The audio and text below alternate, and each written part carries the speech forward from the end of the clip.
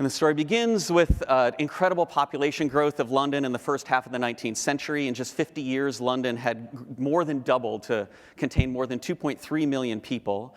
In the part of the city where the outbreak occurred, people were living 5 to a room, and population density was 422 people per acre, which is fantastically dense, even by modern standards.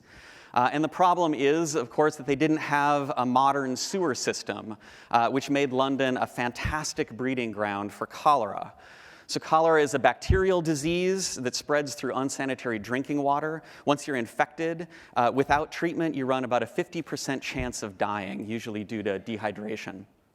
Cholera came to Europe in the early 1800s. The first known case in Britain was recorded in 1831. The first epidemic came a year later, and by 1833 had killed 20,000 people in Britain and Wales. A second epidemic in the 1840s killed 50,000 people in Britain and Wales. And so by 1850, cholera had become the most important unsolved problem of its day. And it's important to remember that even though we had observed bacteria through primitive microscopes in 1676, there was no germ theory of disease. In the 1850s, people thought you got disease from miasma, from bad air. Miasma theory held that there was some kind of poison in the air and that you got disease from breathing it. And honestly, this makes a certain amount of sense. People knew from mining, for example, that concentrations of toxic gases could kill you. And because they had no sanitary sewers, cities smelled really bad. And diseases like cholera concentrated in cities. And so it is totally reasonable to guess that bad smells cause disease. And in the 1850s, miasma theory was by far the dominant theory for cholera. But there were people who had other ideas, which brings us to the hero of our story, John Snow. So by 1848, Snow had hit upon the correct solution to the puzzle of cholera.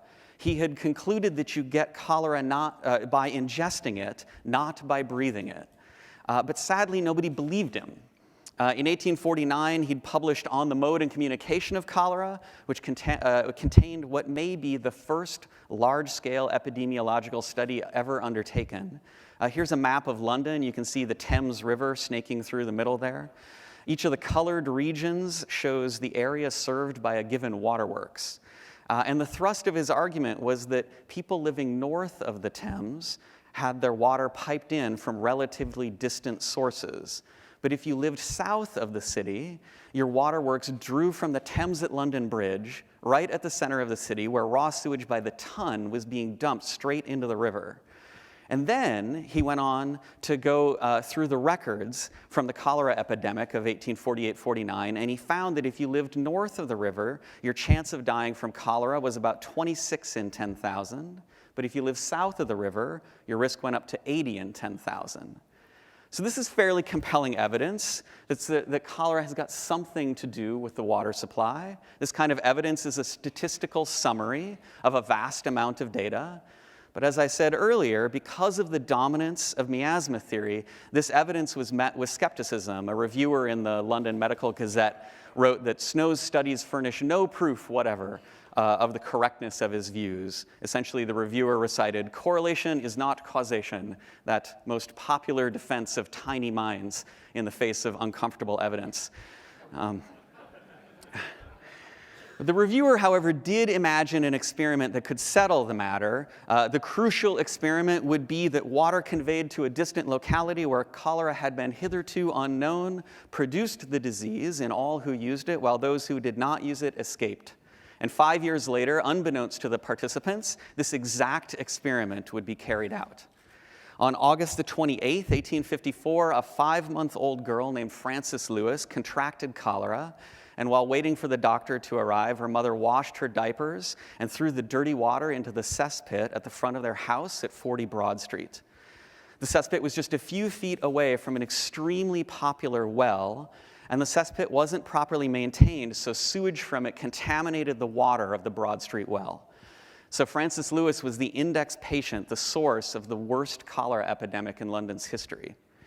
3 days later, on Thursday, hundreds of people in the neighborhood had become sick with cholera. The first death was recorded at 1 p.m. on Friday, a tailor who lived at 40 Broad Street, the same house as the baby. By Sunday, nearly 300 people had died, including 80 within the last 24 hours. And by this time, word of the outbreak had spread, and Dr. Snow jumped at a chance to study this, the most important disease of his time. He lived less than 10 blocks away, and so he walked over and he drew water from the Broad Street pump and 4 other nearby wells. And he spent the evening and the next day doing chemical analysis of the water, looking at it under a microscope. But he couldn't find any evidence that cholera was present in the water, as microscopes weren't powerful enough yet. And so on Tuesday the 5th, Snow went to the Registrar General's office. Since the 1833 epidemic, the Registrar General had issued weekly reports of births and deaths in the city, including the time, place, and cause of death. And Snow asked to see the partial results for the week in progress, and he got the addresses of 83 victims. These addresses gave him very convincing evidence that the Broad Street pump was the culprit. So here's Snow's map from the book that he would later publish about the outbreak. This is Broad Street. Here's 40 Broad Street, where the Lewis baby lived. And here's the Broad Street pump. And each death is marked with a black hash mark, so you can see the concentration of deaths on Broad Street. So here's the full map zoomed out with Broad Street highlighted in red, but it's hard to see on a screen, I think. So I made a more bare bones version. Here are the streets. This is the area that I was showing before. Here are the locations of the deaths. And now here in red are all of the pumps in the neighborhood. And so I hope at this point you'll agree that Snow had a pretty compelling case for the theory that cholera was in the water of the Broad Street pump. And he had this case because he had gone one level deeper than the summary statistics that he was looking at before, and now he was looking at the distribution of his data. Specifically, he was looking at their distribution in space. But he wasn't finished yet. Snow knew that miasma theory could just as easily explain this data, right? Maybe there was some pocket of bad air that happened to be centered on the Broad Street well. So to combat that theory, he would have to go to the equivalent of looking at the raw logs. He spent the entire next day walking around the neighborhood, interviewing the surviving family members and neighbors of 70 of the dead. And in each case, he was able to establish a connection with the Broad Street pump. Take, for example, this cluster of deaths in the lower right. There are multiple wells closer to these houses, so how did these people become sick? Well, it turns out that these cases were children who went to school on Dufour's Place, just off of Broad Street. And then there were people who should have gotten sick but didn't. An example is this brewery on Broad Street where none of the workers got sick. The brewery, it turns out, had its own well on premises and a private piped-in water supply. But aside from that, the workers were actually allowed to drink a certain amount of beer each day, so they never drank water at all. So this kind of evidence really destroys miasma theory. If cholera were in the air, how could it pick and choose which buildings it infected? And finally, remember the crucial experiment of taking the water far away and seeing if drinking it made you sick? There was a woman named Susanna Ely who had lived for years on Broad Street and had developed a taste for water from the pump.